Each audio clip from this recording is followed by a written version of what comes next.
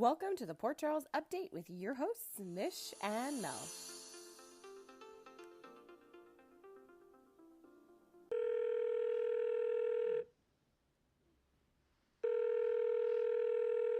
Hey, Hello. how's it going? I'm doing good. You want to talk about your week or am I talking about mine? I think you should talk about yours. I do not recall mine. Okay, that's usually my line. So I like this whole role reversal thing. So I'll take it. So this week, the most memorable thing this week is I had my Christmas party out at my Toronto office, Ooh, fun. right? And I got to stay the night out. So I got to Mm. have a few libations. I got to dance, and they catered to Fancy my. word for alcohol? It makes it sound better, right? It does. It does. Makes me sound all fancy. And the funniest part of the night, quite frankly, is that, when I'm at work, I'm very like professional. Most of my colleagues know me as of now, which is a mom of two, late 30s, very much a serious person. But, last night was a Christmas party and we were only about 15, 20 people that I'm familiar with. So, the drinks were flowing, the music was playing, I was dancing, I was being silly. And my boss really took a liking to calling me After Dark Mel. Oh,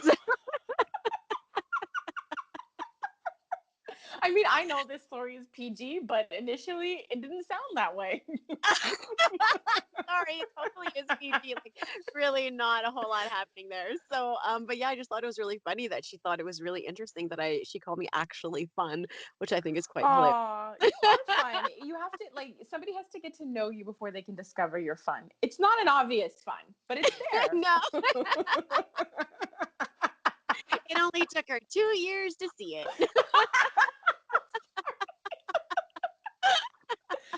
Okay. So yeah, it was super awesome, and I got to spend the night in Toronto, and I drove back today. So I'm ever so itsy beatsy teeny weeny hungover, but I'm feeling great, and I'm a touch tired, but I had a good old time, and I'm so ready for this podcast. Oh my gosh, because your oldest is 4, Yep. and I don't remember the last time you've actually said the words "I'm hungover" to me. So it sounds like you had a really great night. I don't think you've drank since before then. So No, yeah, honestly, 10 years ago was the last time I had a headache over drinking. Like, I had a mild headache. I took a oh, Tylenol. Good. see, this is why it's hard for people to know that you're fun. So it happened, and now people know. I'm kidding. Now I'm the kidding. secret's out.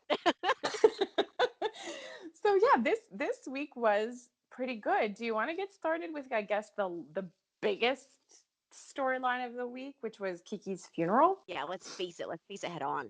Okay, so tell me, what did you think about it? I like the way it was done. I like the attention they paid to the individual characters. I just like Franco just oh my heart ached. Like, yes, Ava, we've been following Ava since the beginning and her emotional journey.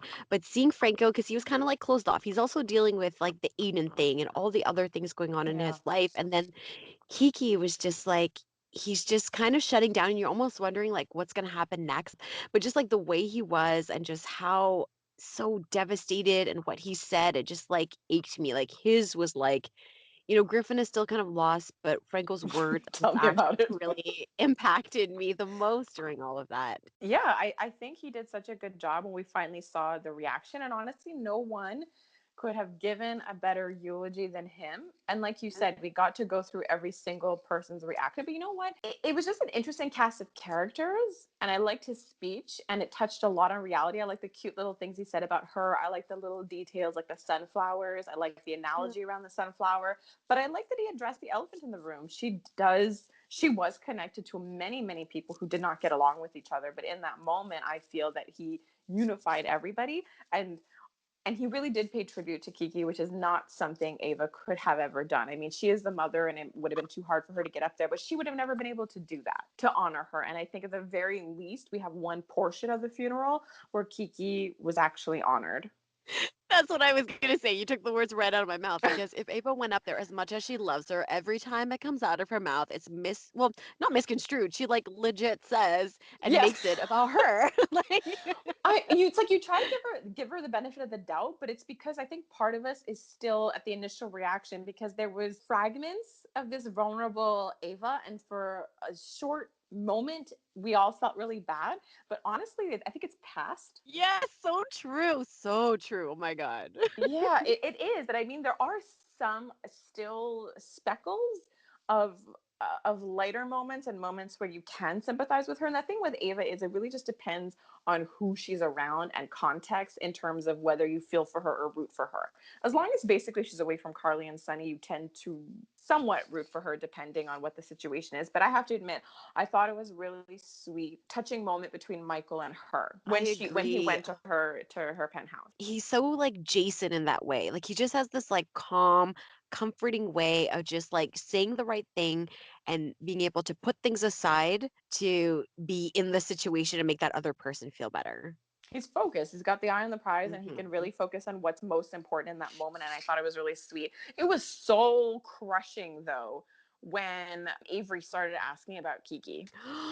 Oh my God, that was horrible. Like that was really genuinely hard to watch. So that whole scene, again, it brings you back to feeling some empathy for her. But if we go back to the funeral, I don't know. There's just a couple like this is even before we get out to the graveyard and stuff, but just even being in the church, there's certain things that were just odd. Like, so you sleep with Kevin one time, maybe Right? twice, and now he's your spokesperson at your daughter's funeral? It must be weird in So the eyes of Scott, I just have to admit, because he's been her BFF throughout, thick and thin, and all of a sudden he's walking up to Kevin. it's so weird. Like I love his reaction though, because we said, like he doesn't change, and just the harshness in his voice and the look and the way he's like, I just love his reaction to Kevin every single time. Yeah, because it's very satisfying this time, given that we know what's really going on. So obviously Scott and Lulu were a little bit bonded there and just talking about how he is just so different. Another Yes. thing that, of course, it's a sad moment, but it was like a Hmm. little laughable when Jordan trying to comfort TJ. Alexis is there for Molly, but then Jordan promises TJ that she'll find out the truth. I know. And I I was like, uh-huh, right, sure you I was will. like, insert laugh track. No, it's just not going to happen. I don't understand. Anyways, and like, even when she talks about the case, like, even today, she's just like, I feel like I'm so close. What? You feel like you're so close that you're really close, but not. So, all right. You're really onto something there. Uh, I was kind of concerned though when the funeral was happening because I wasn't sure because I just felt like there wasn't a lot of people there. But then finally they shift scenes and the funeral starts because I was thinking, Sonny and Carly really have to be there. But Kim Yeah. wasn't there, notably. That's true. That was a tough one because yes, I know like Oscar's in the hospital and everything, but I really thought that she would be there or she should be there. Me too. So we'll get to those two Yeah, in a yeah. bit. In a bit. Super amusing. Sasha panicking at the funeral. I just love it because once again, Yeah. she's the outsider and she's kind of like the normal person who lives in the normal world where people don't get kidnapped on a regular basis or hotels aren't really held captive by gunmen. So for her, this is bizarre being in Port Charles.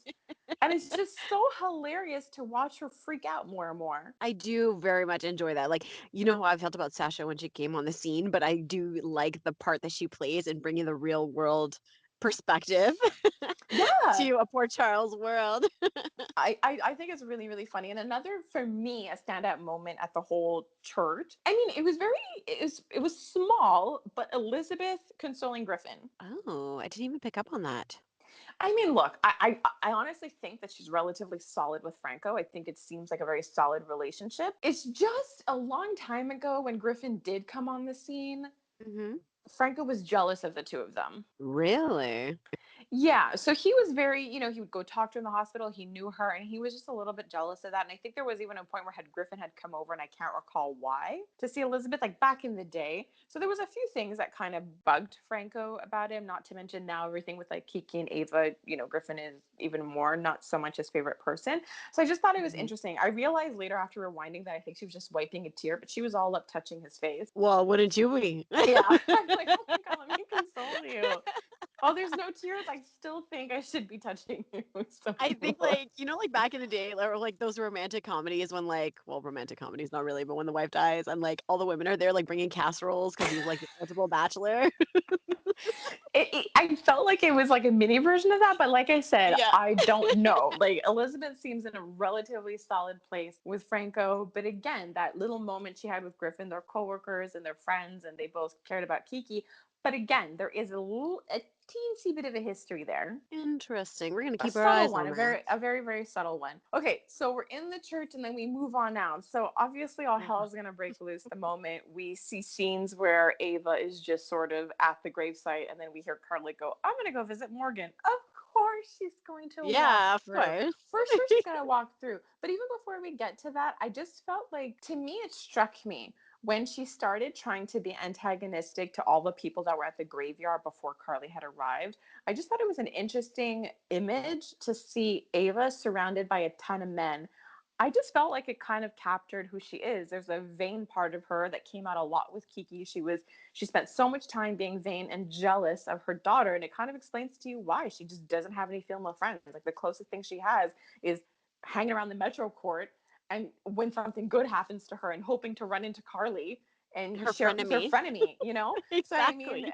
I find that scene just so telling and very revealing of who Ava is. Which amazes me because like we pick apart these things and the it always truly amazes me that the writers are putting this stuff in place for us. And like I Yeah. mean, yeah, we're picking up on it, but they're writing it, but it's so good. Like it so amazes me that Yeah. somebody sleeps, breathes, and lives Ava's character to write for her and make it all make sense for us. Yeah, because it's so spot on. Like I find in all of those scenes, I just kept thinking of all the things you've ever said about her, like how Ava is just Ava and she doesn't understand that other people just don't think like her. Like other people understand and can actually be compassionate, things that she can't be. And we'll get into that part a little bit later with Okay, I was Laura. gonna say there's a perfect example. Yeah, Exactly. like I swear when they were having the interaction, everything you said about Ava was just totally swimming around my brain. But the good stuff, the good stuff. So she is trying to pick a fight, and in that moment, I'm thinking, you know what?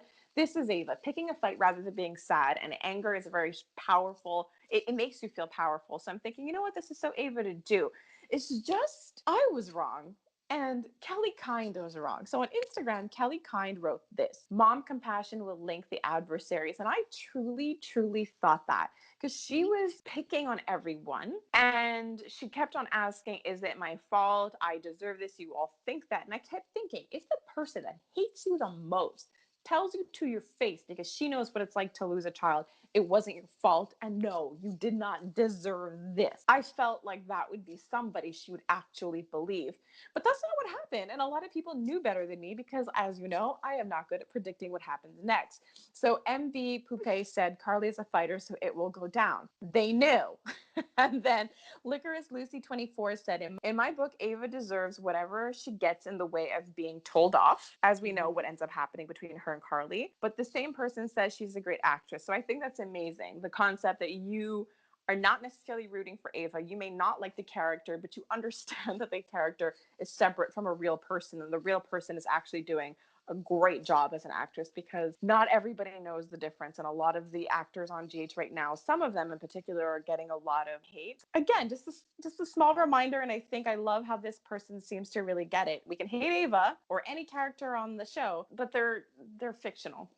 So Well, exactly. It's like how we just feel about DA Margot. Like DA Margot on the show, I want nothing to do with her. But in real life, I freaking love her Instagram page. She has her own salon. She's got some great stuff going on the side, and she's living her best life and all of that. And I love following her. But in GH, no, thank you. hater, love to hate her. And there are Right? some people that I watch and I love to hate, and I hate them so damn much. Like I hated Nell, but then when she left the show, I was like, oh, she's going. It's really stupid. Okay, so let's get into the damn drama. So again, Yeah. me and Kelly Kind, we were on the same page. We're thinking this is gonna be fine. Carly walking past is going to be fine. It was not fine. It It was was not not fine. I think, fine. okay, so I think I was being hopeful as well Yeah. because I saw this as somewhat of a not a truce, like not a like all out truce, but an No. understanding of, like you said, a mother to a mother. And we hold Yeah. Carly's character in such high regards, especially when it comes to her speaking to Joss and having such a level head as to the advice that she gives. So I really genuinely thought that I as well as did. you, that interaction was just going to be like kind of like a nod to each other. Like, I get it.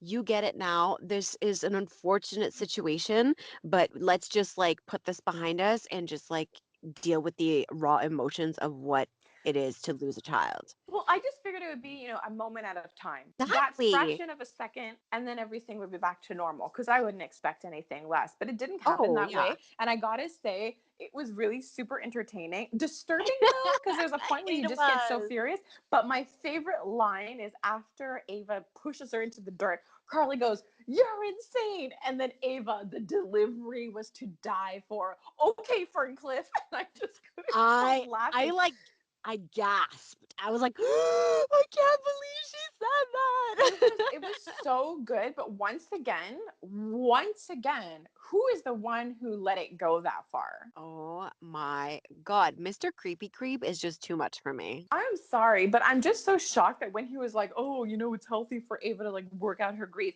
I was so shocked that Carly didn't turn around and go, "Isn't that your job? Isn't I it know, the like, job of a professional? You don't get to work out your crap on other people." As Brene Brown says, exact. you don't get to work out your crap on other people, and she could have dealt with it another way. And the fact that no, that wasn't a red flag to anyone. Like in that Well, moment, I can definitely see because we've been getting to this week to week. Because at first it was like, oh, he likes Ava. Then it was, oh, you want a controller. Then it was like, nope, you're enjoying the chaos. And we saw in that moment exactly that. He was just enjoying the chaos. well, that's exactly it. That's exactly we've been talking about Kevin and his growth and what's happening, not his growth, but like how the character is changing and how he just really, really I guess what I'm trying to say is, okay, like when you talked about when Kevin he is in such a like high regards, everybody looks at him a certain way. So I everybody just, just kind of lets stuff everyone's, slide. yeah, they're yielding to authority. And I just cannot Yes, stand okay, it because fine. he's a Thank you. I couldn't get psychiatrist. it out. I am in your mind. Thank you, gosh. But exactly that. Like everybody just lets stuff go on so long because like, well, it's Kevin, like he's smart. Like, no, no, he's No, he's nuts really right now, not. dude. No, no, no. That bugged me a lot, and I guess I didn't really see it at the time until Carly pointed it out. But yeah, Ava totally made it about herself. She could have allowed herself and everyone to mourn Kiki, and I guess that's me. Like I'm a little slow, and I'm in the moment as I'm watching it. That I didn't even pick up what she was doing. I was just like, oh, it's just easier for her to be mad than to be sad, basically. But then I realized, no, at the core of Ava, she's so narcissistic. She was jealous of her own daughter. And so, Yes. of course, she's not going to let her have the attention at her own funeral. Ugh. So I don't So know well that played though. it was extremely well done. Okay, so I got something for you. So Linda Wyatt 25, she writes this, okay? Things will Mhm. get better when Morgan returns. We all know he is still alive. So I'm like, interesting statement to make around all of this. Kiki is now murdered, and to I everyone else, we think know. that they're together now. We're like, this is horrible, sad young couple. They're together now. This is the concept on GH. So I'm talking to Johnny about this, and then he says this: Oh God. what if Morgan is the one to kill Kevin? What if he is around and sees all Whoa, of this? And what if mind this is the lead into him coming back? And blown. again, we don't know this. And he tells me this. And I'm sitting on the couch going, oh my God. And I'm starting to get all scared. You know how I do, like when I hear things like this. So this wasn't even on my radar. I mean, of course, I hope that they can recast Morgan. Brian Craig, he's so not coming back. I mean, he has this new show coming out that I'm dying to watch as well. So I was hoping somewhere along the line he'd be recasted. But then between Linda Wyatt's comment and then what Johnny said, I don't know, because we've been saying, Ava should be the one to kill Ryan. We've been Yeah. saying that. And even like she said, like I'm gonna find the person who did this to you and get retribution and all that stuff. But like this is a really really interesting angle and opens up so many doors for some crazy storylines. Yeah, it totally, totally does. Speaking of killing Ryan, On speaking that of note, speaking of murdering him, I just have to point this out. So I had a conversation this week with Stefania78. This kind of got me. Okay. So obviously the Morgan one is a little bit far-fetched. It would be an interesting yes, intro to his return, should he ever return. But she writes this: I think Ava will be the one who kills Ryan. Cool. Me too. I hope so. She also writes, I just hope it's not a situation where she doesn't know if it's really Kevin or Ryan and kills Kevin by mistake. Goosies, didn't even think of that. But that's Yeah, super soap. that is like exactly what a soap opera is all about. And quite frankly, I didn't think of that either. And now I'm freaking out even more because I can just picture like Carly already got the name from Spinelli. She's gonna go in and she's gonna finally have Jason or somebody break him out of jail or break him out of jail, break him out of Brickland and have him somewhere. And then Ava's gonna like run into him. He's still gonna be kind of cracked out, and then she's just gonna kill him. But the thing is, I would actually understand why she wouldn't give a crap who it was. I know. Can kind of understand that. But anyways, but I really had to point that out because the moment I read that comment, I was like, whoa, now That's that's using very the noggin. That's using Hey, the that's noggin. using the soap opera knowledge, my friend. She's been watching for years. So, anyways, I thought that was like definitely noteworthy and worth mentioning. Okay, so we have all of the explosion at the funeral. Let's just take it down a notch to Okay. Laura deciding I'm going to go visit the woman who no longer testified, to lock up the person who murdered my son and who's also currently sleeping with my husband. Laura's like, this is a fabulous idea. So basically, Laura did what we all thought Carly would do. Yes, totally.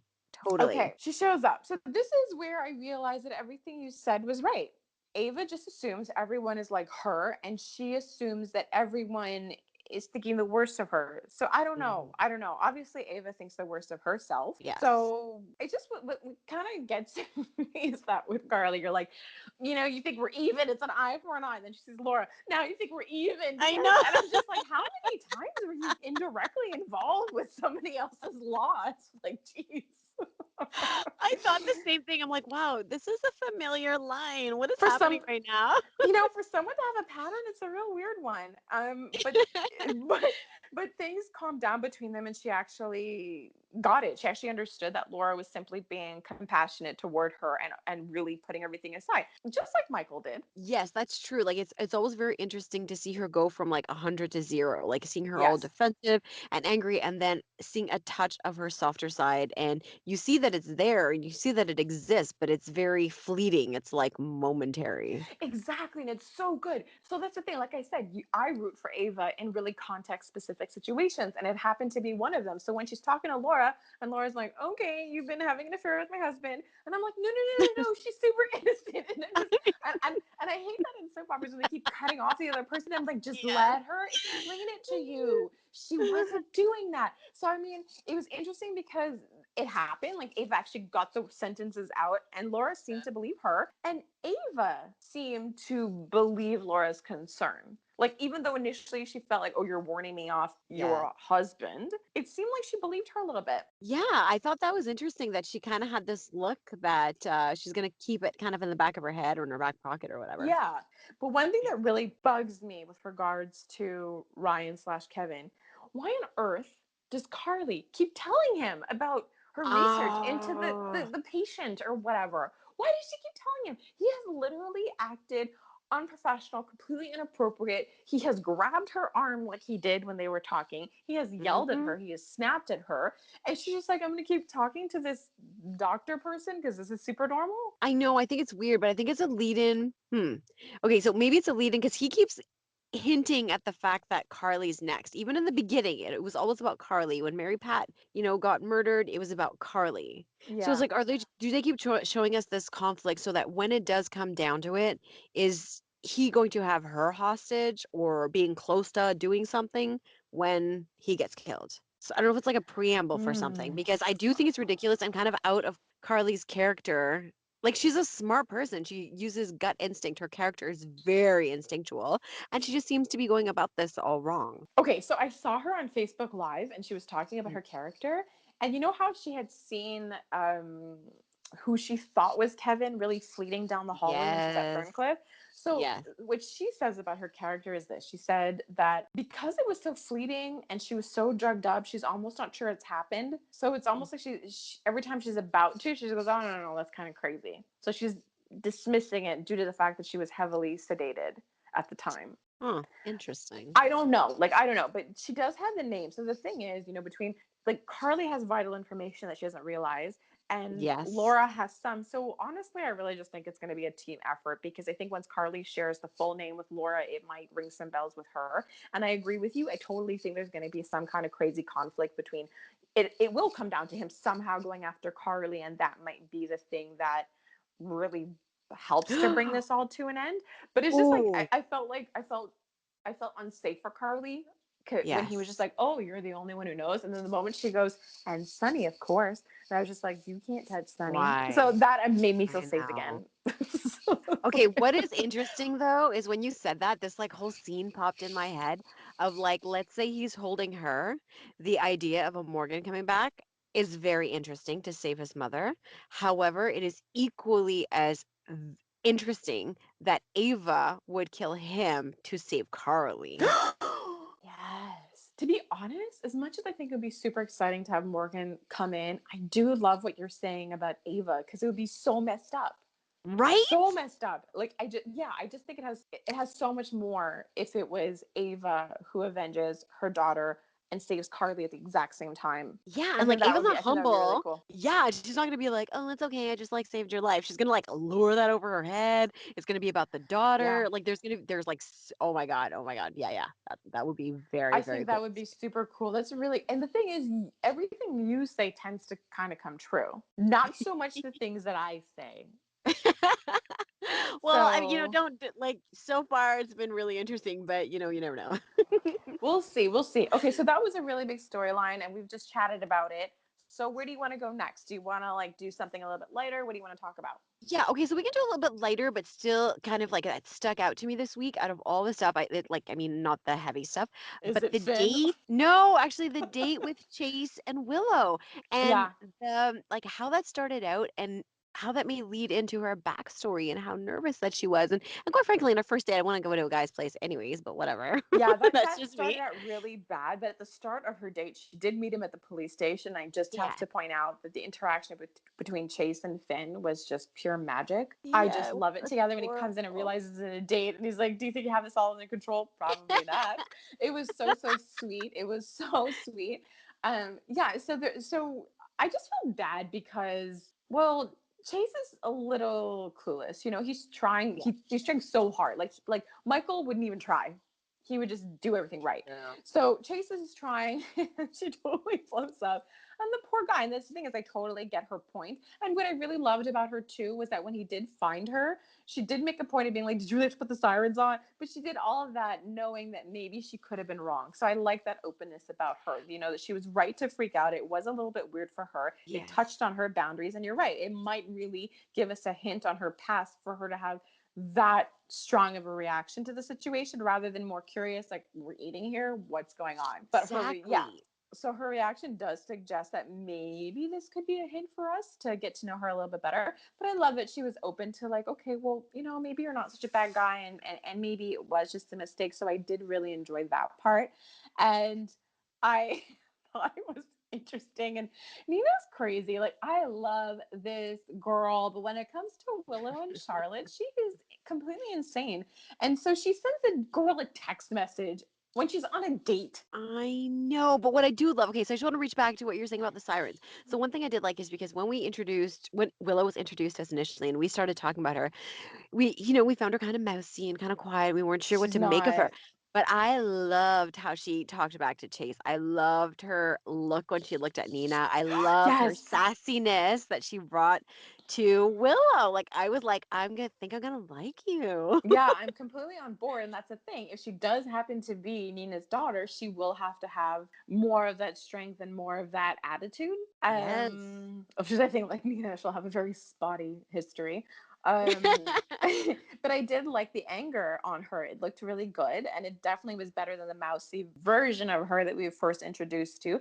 And I do love that she can not only handle herself with Chase, but she can hold her own with Nina. So that was beyond freaking hilarious to me when she goes to see Nina, and they're Mm. like, and Sasha's all, "Oh, don't you just love Charlotte?" And she's like, "She is one of a kind." And it was just really funny because we really thought for a long time that Kiki was Nina's daughter, and we were holding on to hope Yes. till the bitter end. But with Kiki gone, it would make sense that possibly it could be Willow. And And so I that's do, where we are at right now and what we think is happening. yeah, I'm warming up to the idea. I am still mourning the loss of my idea of Kiki and her character being gone from the show. But No, I I'm get I'm it. definitely I'm definitely adjusting to this whole Willow situation, especially with how she was in that scene. Yeah, I'm definitely leaning more into the idea, especially because they're being pitted against one another, and it Mhm. really is sort of similar to how Sam and Alexis were introduced as mother and child. They were pitted That against each other until they found out the truth. that's a really interesting point. So I am very, very interested to see how it's all going to come. And is the necklace Yeah. going to fall back into place? Is it going to be a Yes, falling it's out? Like, stronger than how is DNA. this? Right, right, because you can get the DNA from the dead person and then just shove it on somebody else. Oh my gosh, So, that was so disgusting. And I mean, oh my gosh. But back way back when this all sort of happened, they Mhm. kept making a point of like DNA, it's 99.9%. But then Nina goes on this research with this jeweler being like, can you find out how somebody could possibly have owned this necklace? And then you're like, what is the fixation of this necklace? So yeah, so one day Willow will just pop out that necklace and Nina will just fall to her feet and it will be great. I can't wait to see that. I know, me too. Because if she's gonna find out that Sasha's not her daughter, she better got a daughter like ready and waiting. Oh yeah, like this we can't. Like Nina's been through enough. No, yeah, I feel exactly the way you do. She just needs to be like waiting in the rafters, just like to pop out the second Sasha's like gone. So on that note, in terms of like the suspicion that Willow is Nina's real daughter, so Dared to Love Me said, "Wait, so Willow is Nina's real daughter? If that's true, then I was right all along." LOL. So again, she is Hmm. awesome because she saw this coming. Yeah, I did nice. Good not. job. I No, did me not. neither. So there are some people that are just more to than we are. And this one was really interesting. Okay, so La Coquina de Suarez said that so Willow is Nina's real daughter or the mom to the dead baby. I say she's both. So we initially felt Oh, yeah. Willow was real Jonah's or fake Jonah, whatever, the first baby. So we thought Yes. that the baby that died, she was the mother to that child, and especially the conversation she had with Michael, I think was last week. Mhm. Really, she showed a lot that she understood his loss. So it definitely made me think that she had lost a child over a spouse or anybody else like that. But I'm thinking she could be both. I'm I thinking she mean, could be both you because sorry, you go ahead. well, and just like we were just saying, if you're going to be Nina's daughter, then you have to have an insane history. Exactly, and it also lends to Nina's story and how she would be able to support her once they get through everything because in the end she did, lose her daughter or have those same feelings of loss, Oh. and then she found her again, but that doesn't negate the mourning that she had to deal with. Oh, wow. Yes. So, yeah, I feel like everything you said makes it even more so that I believe that it's ultimately the same person. So, that's super sad and depressing, the whole Yeah. losing a baby. But I have to just shift gears a little bit. One Yeah, this was thing, supposed to be our light conversation.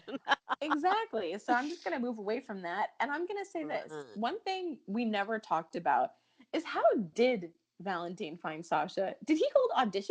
I feel like that would be the case. I feel like he would just sit in a room and be like, next, next, nope, you don't like horses enough. Continue. Like, I want the backstory on how he came across Sasha Gilmore. And if her story is true at all, I lost my mom, blah, blah, blah. Because we believed her when she's all like, no, I could never have been stolen or adopted or whatever it was that Curtis was saying to her when they first met. So, Yes. yeah, so I want to know more about that. Okay, so back to the date. So they finally have their date. Okay, I just want to say this. So I get it. Willow's on a date. It starts off really rocky. She talks to like the worst parent of a kid in the world because they're Yes. cray cray. And then she goes back to her date. He's trying to make up for it, and he buys her a bunch of shots because he doesn't know what alcohol she likes. And then she doesn't take any. Rude. I A little rude. know. I was like, at least one. Come on now. Take a sip. Come on, Willow. But when they went back to his place, this was the cutest thing ever. She made okay, so now we're talking about like Willow not being such a goody goody. She also made a Hmm. very dark joke. When he cut himself with a knife, she's Oh like, there's a yeah. killer out there. It's nice to see you lack the necessary knife skills. I was just like, oh my. And detective skills. Oh, I feel so bad. I I'm really feel like sorry. he's super smart and I feel like he's super serious. But yeah, he's part of the PCPD now. So kiss whatever intelligence you had. Goodbye. You will never solve a case again. Yeah, I did like that. I thought that was pretty funny. I laughed out loud. And I also like the Band-Aid situation. I thought that was pretty cute too. Yeah, I was like, you put the bandit on me, and she's like, can't you do it yourself? I So love yeah, the I thought sass. that. Like I loved it. So I mean, for a split second, I was like, they're cute. Maybe she can use somebody who's like one of her second graders. Maybe she can use that in her life because she's got a lot of potential darkness going around. So I don't know. As much as her and Michael have that connection, Yeah. maybe a lighter guy is what she could benefit from. I agree. Can't we all? I yes, yes, we can all benefit from some chase. From a little chase? Hello. From a little, I know I have to remember that Johnny does listen to the Oh, right, podcast right, now. right. Sorry. It's all Hi, about love me. you. I love Chase. I'm in love with him. Yeah, This so is Melanie. it was all Melanie who talked about Chase. I know our voices are confusing, but it was all me. Oh my gosh. But I don't know. I'm just saying, like, we felt that she might have been better with Michael and that Chase would have lost, but I really do think that he kind of scored a point. So now I don't know. Now I don't know. I kind Me of feel like Chase is too. winning. Chase is But winning. I also, but I think that if we see Michael and her on a date, we're gonna like flip flop and go like on the other We side. we will, but I don't know with Michael. What I can see, because just the way he like carries himself lately, I find it's like more smooth and more like Yes. very confident, and he's like the CEO. So I can see him doing like private jet to somewhere else. Yeah, I mean, I guess that's fun. I guess I wouldn't. I guess I guess I wouldn't mind a bajillionaire taking me out on the jet. I guess we're gonna have to wait and see. But speaking of Michael and Chase, like we said, these two guys, I do not see them fighting. They're super nice, and I think that whatever happens with Will, they'll be buddies. And this is what I think. We have talked about this before. People need friends. People need people. We Oh talked yeah. about, wanting to see friends. So doesn't it feel like they're listening because we saw Chase, Finn, and Griffin together? Oh my God, I thought it was so cute. I know it was like depressing and stuff, but it was Was so it? cute. And I Okay. loved, okay, because I loved when like he's, oh, you don't want to go to work when Finnick said to Griffin, you don't want to go to work because you're going to think of Kiki. And like Chase gives him like a glare, like, what's wrong with you? But he gets a free pass because he lost his wife. So I guess I he gets to be know. as real as possible. That he like it was just hilarious. But this is interesting. We see Chase being all cutesy on his date, and then we see he's bending the rules. I'm sorry. Since when I does know. Chase get all loosey goosey about the law? I know. I thought that was interesting. He's like, I've never, had to deal with a guy like this who'd like just lost his girl or something like that. So yeah, I think they're showing just a different side of him, and maybe that is a friendship waiting to happen. The three of them were super cute together. I loved it, I and I am forgot that the interaction with, with Finn, Anna, and who Anna is to Griffin. Sometimes like I forget all of these connections. connections. Yeah. Well, there's Um, so many. exactly, but I really, really like them together. I'm just shocked you didn't realize there was a new set. Right? No, I didn't because they were all so cute. They're That like. means Chase is staying. So, okay. So we see them, all three of them in the apartment, and I just have to say, this is where Michael comes in. Michael should get in on this. Yeah, a bro They'd be the foursome. cutest foursome. Yeah. Oh my God, so true. And they get like guys' night out and sing And karaoke at Charlie's or wherever. oh yeah, they totally used to do that a lot. But they were bonding. Did you notice? Chase took a shower. No, sorry, Griffin took a shower. I'm talking Perfect. about showering. Anyway, this is really awkward. But Griffin takes a shower at Chase's. Whatever, super normal. They're friends. I'm fine with it. Not thinking anything else. Okay, so then Griffin borrows a shirt. So they're already super friends. But I'm just curious about this. So Griffin happens to be the same size as Chase. I knew I you were just gonna kept say that. when I was watching the TV, I'm like, you guys are friends, like girls do this. And then I was like, one size fits all hotties. I am going to have to remember that forever. I just love the bromance with all of them. I love the friendship. Okay, You so know I have what? to confess Okay, something. before you confess, we really need to mental note this, and since we're recording our podcast, if we ever have merch, Shoot, we I'm need not to remember recording. I'm that kidding. line. One size fits all hottie has to be in our merchandise. Yeah, that sounds good. Yes, I do. I see it now. I see it now because I don't know. I don't know. I got distracted talking about the shower, and then I confused their names, so I was a little lost on that. That's okay. I love this. This is a tagline for one of our shirts. Continue with your confession. Okay, so again, super sweet. Finn sends Griffin off. He's really thoughtful. He gets him a car and even has somebody waiting for him when he gets there. So I know this is sad. You said it was sad. He is grieving. And then he Yeah. sees Anna. And obviously, what's going to be hard is that everywhere he looks, he sees Kiki, right? Yeah. So then he's talking to Anna and he's like, I see Kiki everywhere in my apartment. And then, then the Joey in my head from Friends went, yeah, he did. I know. Oh my god, that's I know it's amazing. super inappropriate, but I'm sorry. Based on all the scenes they showed of Griffin and Kiki, and then he's all like, I'm so sad everywhere looking at my apartment. There she was. And it was like, probably. Oh my god, that is so funny. On Oh fire today. my gosh. Okay. Back to dead bodies. And it's not even Kiki's that we're about to talk about. You mentioned it before. So Obrecht, when she was Yeah. dressed at the church and she was like all hiding and in disguise, she sees Valentine. Now it makes sense because I could not figure out how the DNA could work. I know, me neither. That was kind of a mystery to me, and it is so bizarre that this is the way he chose to do it.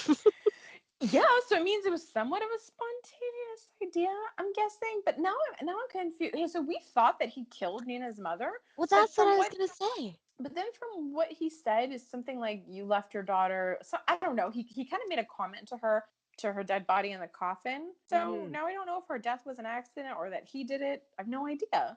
Yeah, that's really confusing to me, but just we're gonna press pause on that for a quick second. So you know how you were saying, how the heck did he find Sasha? Well, how the heck did they get Obrick back? Like one scene they're like arguing with her, and the next scene she's like being hauled Thank off to the you. PCPD. I was like, yeah, okay, what the I heck know. happened here?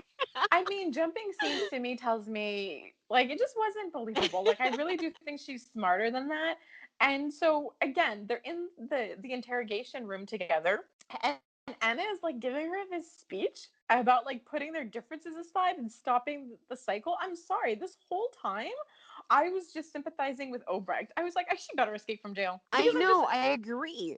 like I was fully on Obrecht's side when she's like, I'm the one going to jail and you want peace. Like you're sitting here talking to me about wanting peace. And I was just like, this is ridiculous. And the other thing that kind of stood out to me was so Obrecht reads the letter out loud because that's the thing that was getting me the most. You know, Anna was one track mind. She wanted to keep her son safe, Mhm. honestly, in air quotes. I really feel like she just wanted to win Peter's favor. Because Yes. if Obrecht was gone, I'm sorry, she knew that I just feel like Obrecht was over it. She lost her mind for a brief moment. She did something bad, and I don't think she had any intention of coming back for Peter. I agree. She got it out of her system. She knew what she was doing. Like, Obrick's crazy, but she's not like not logical. Like, I know that sounds so weird. And she cares about Maxie, and she knew that Maxie knew what she did. You know, Yes. Nina knew, and so I just feel like he was never in actual danger after she was gone. Yes, I agree. Anyways, whatever. So that whole thing was just ridiculous to me. I was just rooting for Obrecht, and I mean, I hope she doesn't really have to go to jail and she can wander off and wander back in whenever she wants. So she reads the letter from her daughter. She reads it out loud. Honestly, I was like, well, okay. And then so she thinks it was sweet. I don't I know. know. Did you think? Because Britt did come off sweeter when we saw her on scenes with Anna about her Yeah. hesitation and all that stuff. She was heavily hesitating. She felt bad and guilty, but then the letter came across super different. But I mean, clearly it speaks to their relationship. But I was left a little dumbfounded. So was I, because it was like exactly that. There was so much emotion. She put up a fight. She didn't want to do what she had to do, and then the letter was just so fluffy. Like, but her and her mom are not emotional either. It's just like, No, hey, well, I chose me. Later's, peace out. she was proud of her for putting herself first. Well, yeah, and like we said, like that's the relationship that they have. So they understand each other. We get to see a different side of each of them that they do have actual feelings for each other, but they do not emote them to the other.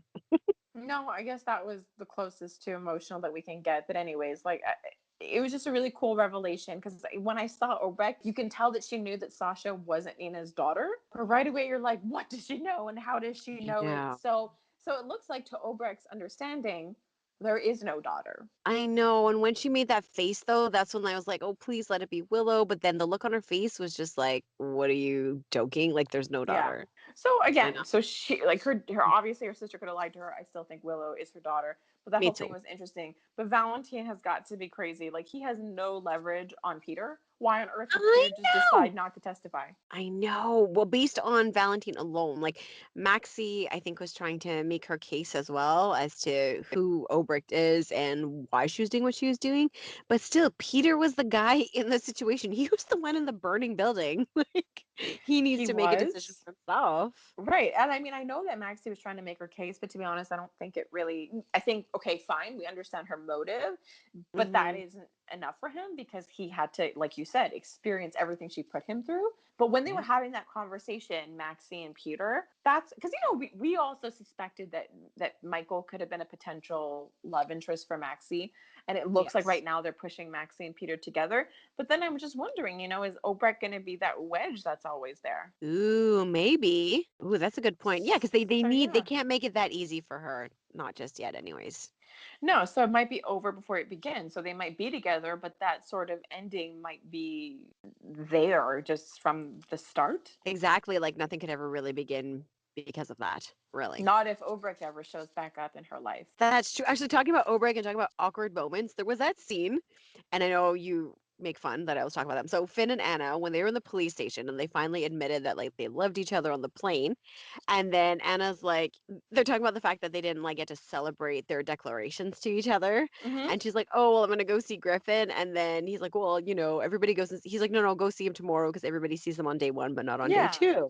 And that was really sweet. But then it went straight into, hey, let's go home and do it. And I was like, Yeah. okay, this is funny. Like, I was Yeah. like, right, life and death situations really does stir things up, but it just Yeah, went from like zero apparently. to 100 and like, and they basically like ran out of there, which I thought was so funny. I know, it's hilarious. I mean, I like Finn. I like Finn and I like Anna together. It's very, very cute. Yeah, and like we said, they bring a little bit of comedy, lighten the situation. They Sometimes it's dark do. humor, sometimes it's just plain old funny. I really enjoy it. See, okay, that's exactly it. I like them together. They're quick witted. It's lighthearted. Love it. Even though Anna was not laying it on thick with Peter at the Metro Court, still hated it. Me Still too. hated Me it. It's like she too. sees him. She's like, I must walk over to Peter. It's like, no, leave it alone. Just leave it alone. Like, I mean, of course he's gonna warm up to her. I mean, she's Maxie's godmother, and Maxie talks about her fondly. And I think he will come around in his own time. It's just a little tough. You know what's gonna be really hard for us? Like, cause I know we're gonna like make fun of this scene when it does happen. When he does actually call her mom, Oh, and then she's going to like, I think pass out or something, or like evaporate. I don't know. And then like evaporate. we're just or combust. I'm not sure what the Do right word is. people do that? I don't know. Maybe I'm still drunk. I don't know. But yeah, like that scene, we're so gonna be making fun of it. I think so. I think like something will have to happen for me to like believe in it and for me to be on board. Because right now I'm just not on board. And now I'm just used to not being on board. So that doesn't help. That doesn't help the situation at all. But I'm sorry, like Maxie and Peter, all this drama over an almost kiss. I don't know what's I gonna happen know. when things go down. like I don't know if they can handle it I between don't think they can Obrecht if they and this can't talk. almost kiss. I I don't don't know, know. man. But they got to figure this out because something's Well, got who's to helping happen. Maxie figure this out? Between her and Nina, they've got a lot going on, and the love department and their conversation about it could not have been funnier. Oh my God, it was so funny. I love how they interact with each other. I love how Nina's just like, no, we are not going to talk about this in this way. We are like smart, strong women. Why are we Yeah. doing this? I loved it. Did you see how she tricked her with that question? Oh, I'm sorry to have left you at the wedding alone dealing with Kiki's death. She's bad. She's bad. Hilarious. I'm surprised you're not saying this. I had to rewind this because I'm so curious if the actress decided to fly across the room on the chair on a whim or if it was planned. Because from I listening to the know. phone call on the Jackal podcast, we know that they get what, like one take, one or two takes. Yeah. So I'm That's so so true. curious Because I did stare at that and I'm like, because I did it's want to make a mental note because I'm like, this is interesting.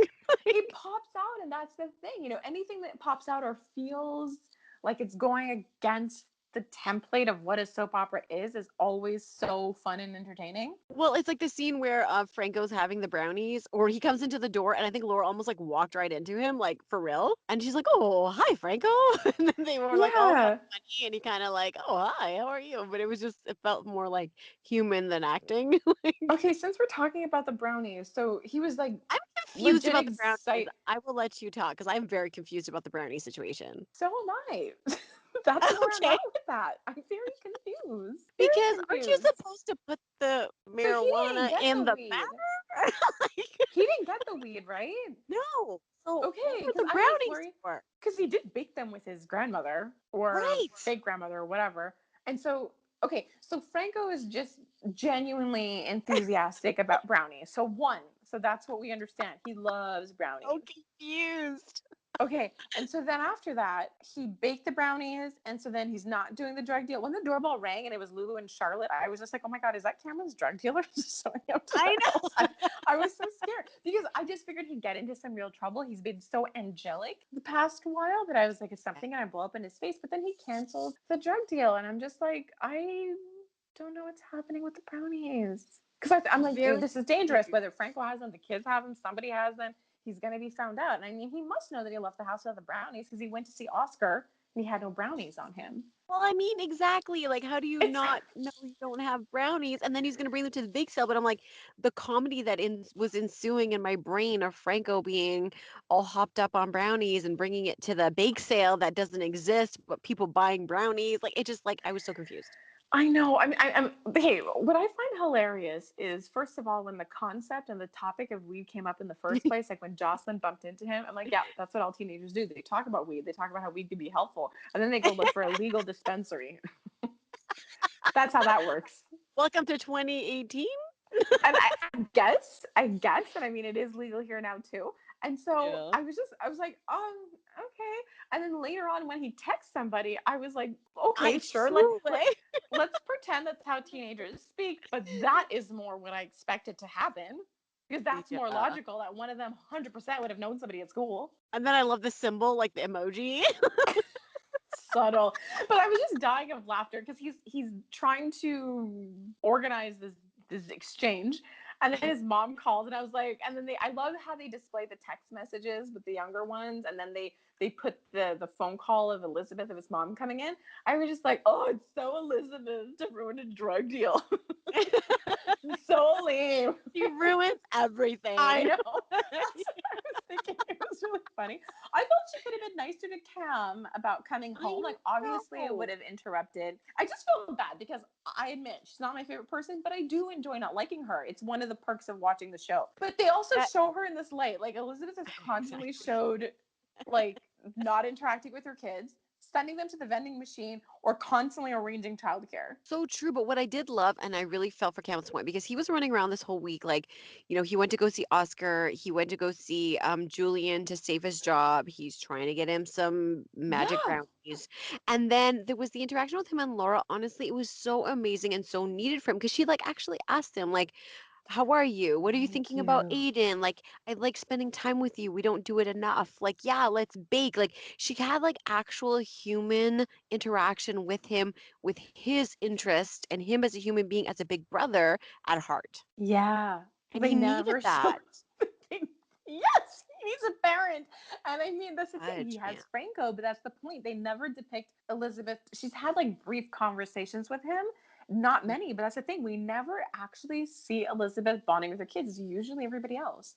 And I mean, I do have to admit, though, and I mean, I want to give her slack and why that may be and why it might be written that way, is that she's meant to be sort of like this single mom and who's a nurse and not rich. Like a lot of like Sam has like money coming out the wazoo, so she just is always cool and always has childcare. She has a big family. True. She ships them to the Quartermain and Alexis. So there is that reality that they're portraying, is that she works odd hours and she does have to have babysitters and she doesn't have a lot of a family. So that part I find really accurate. But yeah, again, she doesn't talk to her kids. There needs to be a little more interaction with the Yeah. children. Yeah, but I love, but it's just sad that Laura had to point out to her, your kids are really great. You should talk to him once in a while. I know. Pretty much the conversation they had or tried to Oh my have. God, too funny. Laura told. She told Lulu, and she was trying to tell Elizabeth, but I have to admit, I totally loved Lulu's reaction, and I love how she's responding to this whole situation. Well, she's taking responsibility and she's looking at it in a real way, whereas Nina is still caught up in her bubble, and we know that's her character, and she is, playing the antagonist to this whole thing and wanting to believe that Charlotte is perfect and that the other person has to basically suck it up. Valentine's kind of floating around in the middle now because he wants to shack up with Oh, his lady love. But I did love the way Lulu addressed it and spoke about it and the emotion in Valentine's face because he talks about the fact that he had, was it scoliosis? yeah, he And was that he was he was, bullied. yeah, that he was bullied and just seeing that emotion. And I'm hoping that Charlotte understands that, somebody like her affected and really hurt her dad. Well, I think she always understood what happened with her dad, and I think making that connection in a stronger way. And I think Lulu said all the right things in an age appropriate way. But Valentine wasn't the only one to show emotion. Charlotte did a really good job. Yes, so true. She was all teared up and kind of you can see that she just her heart was in the right place, just it did not Yeah. really come out in the way that she wanted it to come out. Exactly. She's not evil. She's a kid, and I like how Laura gave us the perspective of a kid. They deal with stress too, and it comes out in weird ways. And she was trying to look out for Aiden, but she doesn't know how because she's little, and it came out this Exactly. way. And so it was kind of nice to show that there wasn't any malice at the end of it all, and she was just doing what her little kid brain thought would be best. I do agree with you because initially Valentine was very much on the same page as Lulu. Mhm. What made me laugh the most was when, okay, so Lulu was just like, okay, if they're not gonna discipline her, I'm gonna do it. And then she goes and rings the doorbell, and Yes. Valentine and Nina were right about to kiss. I was dying of laughter. Yeah. I'm like, Valentine must have been saying blue when Lulu showed up. Like, he must have been so mad. Oh yeah. Oh yeah. But the thing is, because bullying touches such a personal space for him, I'm just wondering how far is he willing to let Nina go? I know because she is wrong in everything she's saying and I know that he loves her and wants her and this is the way to keep her there. I don't think he's going to let it go very far. Honestly, like I think he's going to get her at the house and that's what he wants, but when it comes down to it, when push comes to shove, he's going to make sure that the right thing gets done. Yeah, because I agree, because he's a villain, but he's always been really good with Charlotte. Exactly. He's not going to Ex- sacrifice that relationship. Except for that time when I think the feds or the WSB was after him, and then he sort of like kidnapped Charlotte to be on the run with him. That was like the one time he didn't use good judgment. But beyond that, he's been excellent. Okay. So not such a bad track record in the grand scheme of Port Charles type No, situation. not in the grand scheme of things, not at all. So our favorite person, Shoot. not favorite, Margot. Before we get into the scarf, the Oh my start, god, I was going to say enter explicit scarf. I like literally that's exactly, you're reading my mind. Like I literally have it written down, like bleeped out. But yes, I had some of the, but I was gonna, I mean, forget it. I guess it doesn't matter now, but I was gonna talk to you about her and Drew first, but screw that. So, her and the scarf. Her and the scarf. Before we get into our reactions, let's just get into some of the Instagram reactions. Francine Kusumano said she loved Jason's expression. Oh no, she's gonna explode. And that's exactly what I thought. I was dying of laughter when Margot starts yapping and then you see Jason just dart to Carly because he knows what's about to go down. Yes. Somebody else, I think they saw that too. Anyways, but then Edith Looney said Sunny needs to leave that alone, period. Talk about poking the bear. You never want to poke Mama Bear. Just a word of Ever. advice. And then CC Max Mhm. 29 says, okay, listen to this. They do have chemistry though. We all get a little bored when Sunny and Carly are too normal. OMFG. Yeah, I mean, it is interesting. I guess they're not one of the couples that can be stable. Like Molly and TJ have a free pass. They're a background couple. They get to be stable. Right, right. Oh my goodness. But what I do love though with the Margot interaction interjected into their relationship is how they fight in a real way. Yes, Like I like know it's almost exactly like what you a mean. real So you tell it. couple. Well, just the way like Carly looks at him, like the look she gives, the way she expresses it to him, and he's all like, "Oh, oh my God, really?" Like it's such a real reaction. Like, Well, he tries not to take blame, and I love his like, huh, the scarf. How did that get there? But Jason pointed something else out. He because when he said, why Sonny's doing this, I'm like, no, I don't know why Sonny's doing this. And then he said he killed Margot's father and he's losing his father at the moment. So he's making him vulnerable in a way that I've never seen before. And then I was like, okay, fine. So we can understand how this happens. But it shows like Sonny is not seeing it. Like when he was talking to Carly, he was totally backtracking and not blaming Margot whatsoever for what happened to Carly. He Yeah. absolutely doesn't see her as a villain anymore. I know, and I was really, really kind of taken aback by that. So what the hell? I mean, I think Margot knew what would happen if she showed up there with a scarf. So that's the thing. Is she after Sunny, like handcuffs, judge, jail? that doesn't help. That doesn't even help. Oh my gosh. I was like, there was a pause after handcuffs. Where are we going here today on this Because I Friday was trying to night? figure out what that hammer thing is the judge uses, and I'm The like, gavel, the a gavel. gavel. Oh Okay, my so is she after Sunny in god. the like jail way, or is she after Sunny like stop? I don't even know In the if I handcuff way, we don't know. like I don't even know if I'm saying anything dirty anymore. Like I have no idea. So yeah, whatever. That's the question. You know what I'm asking? What does she want? I'm gonna put it this way. What does she want? What does Margot want? I think that it is a very confusing time for her because Sunny can be a really smooth guy. He's also a great, like a leader of a sense. Like he's a great dad. You He's would very say like that confident. Confident is the running word a I'm city. looking for. You could say that he's a leader. So that is enticing. But he's like a dad figure, yet he's like hot. So I don't know.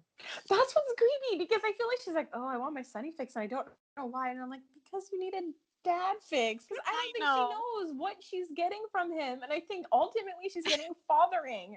And she's like, I want more. I'm thirsty for parenting. She's thirsty for parenting.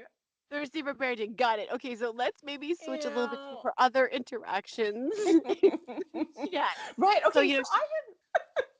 So you mean it was Drew because I think I was going wrong. So Drew, right? well, she had multiple interactions this weekend. They were Let's all start with the Drew. same in terms of like the way that people react to her, which I think is so funny because you're the one that pointed out like Yeah. she thinks it's gonna go great and then it goes downhill so fast and she always looks confused. She So never let's start with Drew. Come on. okay, yeah. Okay, so he doesn't want to have anything to do with her. And she's shocked. She's genuinely shocked that he doesn't believe that she's doing it for nothing. Yeah, like hello, look at the history that you've had with him. You've known him for such a short amount of time and look at the crap you've put this guy through. She's like, what do you mean you don't believe me? I'm so nice and genuine and honest. I'm not robotic. What I was I really heal. what I was super happy about was that Drew finally told Jason or someone. Like I don't understand why he wasn't telling anyone. I know, and I love the fact that they had a scene like that together. I really enjoyed it. I want more of those. You're not alone there. So Debartolo.Anna said it would be great to have these two brothers get along and do stuff together with the families, which I honestly I really believe that's to come.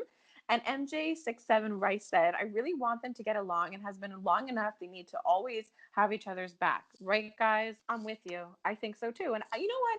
Even if they didn't have this moment, I really do believe they would have had each other's backs because they have too many people in common. But I think it would be nice to have more than that and an actual relationship. And they're moving in different directions. And, I think that Drew's feeling okay. He's got other preoccupations. And it's hard for him with Sam, but he seems to Mhm. understand the deal. And he did ask for that divorce. Exactly. Yeah, me too. I agree with like everything you said. I want to see more interaction with them. They've come a long way. They have this like mutual respect for each other and they also have Yeah. all these people in common. Yeah. And he's forging his own life, outside of Sam. Drew Mhm. finally is surviving life after divorce, like he has Kim, he has friends, he has Franco, he has everything with like, well, I mean, it's bad everything with Oscar, but the point is he's managed to basically develop a life since the whole drama happened. And he has Curtis, who's like Right, our his next BFF. Margot target.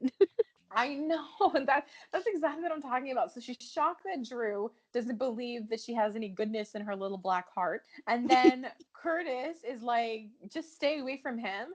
And she's like, "What do you mean?" she's like, "But I want to help." No, you've been a complete a jerk to every single person in that city. And then you're going back to all those same people. Like, just because Sunny decided to be nice to you doesn't mean that there was like a telepathic message sent to the rest of the town that you're okay, because you're not. And Okay, Sunny's so not okay for letting you in. exactly. Okay, so two things I noticed about that scene that's so off topic as to what we're talking about right now, but two things I noticed with the Margot Curtis scene. Her So hair. one, oh my God, her hair looked amazing. Oh my God, get out of my head. This is one of those days. Okay, yeah, her hair looked amazing. And then the second part to that was like he was shivering and she reached for her coat and then she's like, "Oh, are you cold?" Like, did you find that was weird with like the whole scarf situation? And now he's sitting there and he's cold and she like holds onto her jacket extra tight and she's like kind of talking about how cold. I'm like, "What does that mean?" I just thought it was so funny. Like it would have been really funny if she took off her coat and gave it to him. Well, I think it's telling that she didn't and she held on to it tight, as I opposed where Sunny know. gives her something and she takes it. And when she has an opportunity to maybe warm someone up, she doesn't. But I mean, No. honestly, I didn't really pick up on what she was doing. I was just focused on staring at Curtis. And I was like, because you did walk out there with no coat. And I'm like, is it not winter? And then he started shivering. And I'm like, there you go. That makes sense. So I was just happy that all was right with the world and that it was actually cold outside. Oh my gosh, you're too funny. Oh, Okay, so the reason Curtis is even outside in the first place is that he's giving Sam and Jason some time alone. So when Jason walks in, he's like, puppy dog, I Sam, I love you. And she's like, no time for this. So much is going down right now. But she doesn't tell him. that was surprised me. I really thought she would. I don't know why she wouldn't bother. I know, maybe like they're in such a good place and maybe she just doesn't want to bring up like the bad stuff. I don't know. I think at some point he's going to get brought in anyway. And I mean, him and Drew are getting along, but I was like, are you going to get along if you steal his BFF? Ooh, yeah, that's not gonna work. That's not gonna fly. I don't We'll think that's see. So we know that Sam is Linda Black, and I was so shocked. I'm like, she thinks she could pull off the name Linda? She doesn't look like a Linda. she does not look like a Linda, but I think it's really interesting. She's like, after all their chatting and all their strategizing, she's like, I'm gonna send an email. So high tech. It's like if all like the spy stuff that they make Spinelli do, like things that they did in Europe with Spinelli and Jason and chasing down Faison, she's like, I'm just gonna send this person an email and say, you got my attention and see where this goes. That was pretty funny. So okay, I know there's something you want to get into. I So do do. it. Okay, so Kim and Drew, Kim and Julian. What a lovely triangle we have, but nobody really knows that they're in a triangle except for Julian. Oh my gosh. Yes. That is so funny. Yeah, that's really that's maybe Kim doesn't think there's a problem. Never mind. I don't know No. what's wrong with her. I just can't I just don't even know. It's, like, when I saw that whole thing go down, I was like, wait a minute, is she the one with the memory problems or Drew? Like, what are you doing? Like at first I was just like, are you forgetting that he's your man and that he gives you free coffee? What's I wrong with you? Oh, and he's just being so sweet and he's going through his own stuff too. So the fact that he I can, know. find a way to do all these kind things for her is wonderful. Like he might be just like on the floor somewhere. So I love all the gestures that he made in terms of like making sure that she has a service for her groceries and cleaning her house and when she figures that out. And I loved how angry he was. I loved what Alexis said to him about his anger. Like all of those scenes with like Alexis, Christina, Julian, and then Kim were fantastic. They were so good. And the thing is with Kim is just like I don't even know what's going on in her head because at one point when she started talking about the past with Drew, I was thinking, oh, okay, so basically he's saying I don't want to lose my memory. So she's like, well, this is what I can tell you of Oh who you yeah. were as a person. So this is what I'm thinking she's doing. But who asked you to say that I envisioned my life with you? Like I nobody know. Okay, asked so that. that part weirded me out because I thought the point that she was going to make is that you're not too far off from the person you were in terms of like the basics of who you are. Like I thought that she was going to Right. just reassure him that like that man I met, he still does exist. He's just like a version of. But yeah, when she went into the whole like you're going to be such a great dad, blah, blah, blah, blah, I'm like, what are you doing? Well, okay, because that's the thing though. At the same time, it's like I don't see any chemistry. And she did want him a long time ago, but she still would have never overstepped. So she did understand that. Now that she's Mhm. with somebody else and she's made it clear, like I feel more when I'm around Jason because he actually has the face. When I'm with this guy, it's a totally different person. When she's with Drew, I mean. So Yeah. she's sitting there, but then she starts to get all personal because this was like a great love for her. And she's saying, I see my future with you. And then based on his reaction, he's like, oh yeah. And then she's like, I thought we'd be a family. And then he's like, well, we kind of are. Like, he's trying to appease her, but it's just like you're Mm. pushing it with every statement. You're saying, I envision a future together. He's awkward. Then you're talking about, but she like genuinely likes Julian. So I'm confused. Like, that maybe she just does not know what she's doing. And then she follows that up about dreaming to be a certain type of family. And then he's trying to kind of put the attention off of him by saying, hey, we got that. No need to change anything, Kim, because Kim, don't feel it, Kim. And so after this whole off interaction, she's like, the next best thing is to now cuddle. So I'm Yeah. confused. Like, it's one thing to just be parents and just, hey, we're close. This is hard. Let's support each other. But you snuggled immediately after you said all of those things. It's a bit weird. Do you think she's just like reminiscing and she's unraveling a little bit and it's just to show a different side of her? I don't know. I think, like, I don't know honestly, either. I I'm just reaching. think that she clearly loves Julian. She's not like hitting on Drew, but she is doing things that are a bit odd. Like when you start professing an abstract love to somebody, and then you start snuggling right after that conversation. It's just a bit strange. And Drew, in a way, like, he's not into it, but he kind of doesn't push it away because he also doesn't really care for Julian all that much either. So whatever. I mean, he's not thinking about her. He's really thinking about Oscar, and he's still not over Sam, most likely. So yeah, it's just weird and messy. And I just feel like you said, the only person who's aware of what's actually happening and actual consequences to actions is Julian. So when he saw them and goes back into the elevator, I have to say, I was shocked that there wasn't like an Alexis cutout in the elevator doors. I feel like there's some kind of internal siren that Alexis is like, what? Trouble with Kim? Here I am. Oh my God, that's so funny. I could picture like a little cape and everything. I mean, she ended up being there in the end, but I don't know. I don't think I've ever seen Alexis like this, like explicitly sort of semi stalking somebody. That's true. I'm just going to rewind for a little second. So, Kim was wearing this really beautiful red sweater. Mm-hmm. And when she was talking to Drew, when they were standing up, and when she finds out on her phone that there's like that $500 credit, the buttons on her red shirt, and I don't know if this is symbolic or not, it was a black skull, was the first button on her red sweater. Really? Why'd you gotta go there? Okay, so Alexis in the scene when she went to go and see Christina and the whole interaction with Julian. Go. Okay, before we even go to that, I'm just wondering, Alexis is a big stick in the mud. She's a rule follower. So tell me, why is it that you can go tell Christina, hey, leave your job, I booked a spa? What? Yeah, she's Because gonna walk out of the restaurant. she's just a bartender. Come on now, we know what she's thinking. Oh, that's so mean. That's what I think she Alexis. was thinking. Like, because it's like, it's one of those like backhanded compliments. Like, I love you so much. Let's take you out. Your job's not important. Let's go and do this. I have free time. That is so true. Like, I mean, Alexis meddles, we all know she does, but I have to say, if she can hook you up with a raise, come meddle in my life. Right? I was like, damn, girl. $5 extra an hour? What? That was amazing. But yeah, it was just, I mean, at least it didn't push Christina to, like, she didn't get too mad at her mother when she got fired. The whole thing lasted for like 5 minutes. But I don't know. I feel like I don't even know what I would do if I was having a conversation with somebody being like, happy birthday, it's your birthday, it's so important. Not really. Every day is a chance for rebirth. I'd be like, what? Oh. No, it's one day a year and I'll get you a cake. What are you talking about? Well, it's like Alexis is like, well, she might as well said like, I pushed you out. It was one day. Yeah, that's exactly it. Like, now being a mom and you're listening to somebody say this, you're like, no, you shut the F up. I was there. I know what it was. It wasn't every day. Okay. I love it. That's exactly what I was thinking. I was like, whatever. I'm not taking you to the spa. Oh man, I just hope Sam figures it out in time so she can save her sister. Me too.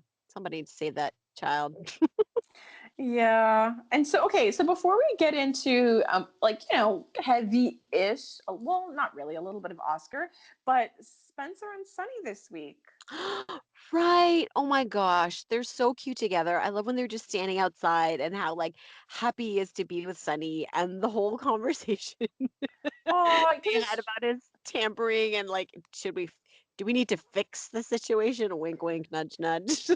I know, because you're right. Because I didn't really think of outside, but the thing is, it did start from outside. It started with, Spencer lighting up when he sees Sunny talk on the phone and go, yeah, that nephew that, he's known and famous and important enough to Sunny that people know who it is. So Yeah. that was super sweet. But I mean, It's like everybody in the mob is just hilarious. You know, Julian is being harassed for favors, and it's just like Sunny handled that whole situation so amazingly. I don't know. I'm just laughing at Spencer. You know, it was shocking that he tampered with the election. Then he put out a hit, and I was just I put it in one of our posts this week, but I just feel that Spencer is hitting all of his developmental milestones, and he's That's on his way. asinine. That kid is hilarious. But I mean, I absolutely love the advice Sunny gave. And part of me wonders, like, I know Laura's his grandmother, but Sunny's his uncle. Like, I would love to see what would have happened or what would life like be with Sunny and Carly taking on Spencer. Ooh, that's an interesting point because at some point I thought that Britt was gonna be back in his life and be more of like a stable person, but I really, really like the idea of Sunny and Carly being involved with him. Because Spencer Cassadine, he lives in this whole other world and universe of different kinds of villains than Sunny deals with. And we see how Carly parents her kids. You know, Michael's an adult, but she's still quite involved in his life. We see how she's actively still parenting Jocelyn. So I am so curious as to how she would handle Spencer. Ooh, that would be so fun because he would just push limits and she would just put him in his place. Oh my gosh. Well, at this point, Sonny won't take care of Valentine for Spencer, but I feel like if he wants that to happen, he probably should just talk to Kevin. Just lay the groundwork and it'll get done.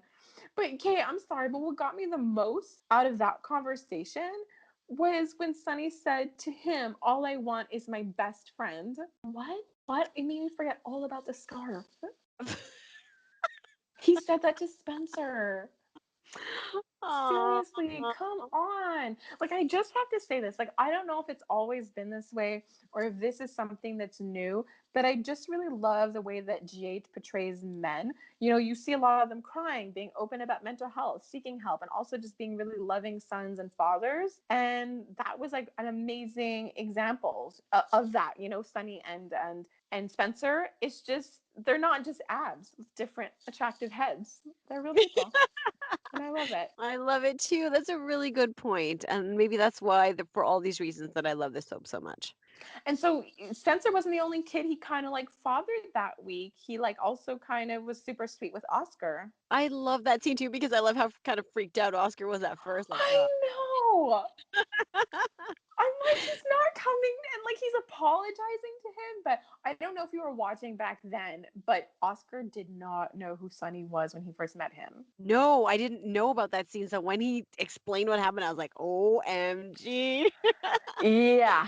I thought it was sweet that Sonny came to see Oscar. I thought that was adorable. And I also, love that he touched base with Drew because there's no reason that they shouldn't still be in each other's lives. Exactly. And they were really close and all that stuff with everything that happened. But yeah, I really liked all the exchanges between different characters. Like I found there's a lot of like different interactions this week than the regulars that we see. And I love that. And I just thought this was really funny, like just because we mentioned Drew briefly. I loved how he was supervising Oscar and Joss this week when they were playing that Oh guessing my game. God, it And he was was like, so funny. he's like, they're not old. He's not old. It's like, oh my god. He like Drew is very underrated and he needs more scenes, but he's very subtly funny. And even in some scenes that he's had like a week ago at the Quartermain Thanksgiving with Kim, he says very cutting things, but very smoothly and subtly. That's true. That's true. I very much enjoy him in scenes. I love, like, I laughed when he said that because I was thinking that too. I'm like, they're not old. It's like 80s or 90s or something like that. Like a long time ago. You're like, it's not that long ago. I know that it was just a really cute moment. Yeah. So we're kind of on to like one of our last storylines of the week. So this is a crazy, a really crazy situation we have going on. What is it? A love? No, it's a love triangle. It's not a love square between Stella, Yvonne, and Marcus. No, no, no, Oh, no, no. yeah. It is a love It square. is a There's square. It's Stella, Yvonne, Marcus, and Mike. Except Marcus doesn't know that there's a fourth person involved. surprise. Yeah. Okay, so I think the The I love you eyes that Stella gives to Marcus is hilarious. We're so used to seeing her in such a harsh tone. I love seeing her a little softened with Marcus, even with Jordan. It was just Yeah. such a pleasure. And I guess, it was worth it. We had all of that strife going on, but it's really worth it now. And it feels like such a relief when you're watching those scenes for it to go so smoothly and softly. But when Marcus said to Stella, do you know what it's like to want something outside of your reach? Oh my God, I wanted Hi. to. Hello, I was Yeah, right she here. does. She knows. I mean, I love that she gave it straight to him and that he knows that about her and what she said about what Yvonne needs. And it's true. With the crappy thing, it's an all-around bad situation. It's heartbreaking the moment that Mike forgot about Sunny and their interaction. It's heartbreaking for Marcus to watch his wife forget him. But Hmm. it's just that Marcus is kind of getting the brunt of it because it is his wife. It's not his dad finding a friend and hey, that's comforting. It's him losing his wife more and more. So I do feel like Marcus is kind of losing out quite a bit, even though it's heartbreaking all the way around. So hopefully, I'm It I'm guessing, is. yeah. I'm sorry. I figure we're gonna say the same thing. It's gonna push him into Stella's arms just a little bit faster. Well, she'll be there to console him, and I just loved it when he said like, "I'll see you again" or "I'll see you soon," and the way Stella said, "I'll see you again soon," I was like, "Tone it down, Stella. Tone it down. Give him a beat to like deal with everything with his wife. Okay, Keep your scarf okay." sweater on. I know. She like it was just too much lust just oozing out of her eyes. So I don't want to get into like what Marcus walked in on at the end, so we'll just sort of leave it there. I am hopeful that Stella will get her happy ending sort of. And that everybody kind of gets a little bit of light as they were calling it this week. I hope they find their light. Okay, lady, we'll talk to you next week. Yeah, yeah. I'm gonna go back in the house now. Thank goodness it's warm outside. Well, have a good weekend. You too. Bye. Bye.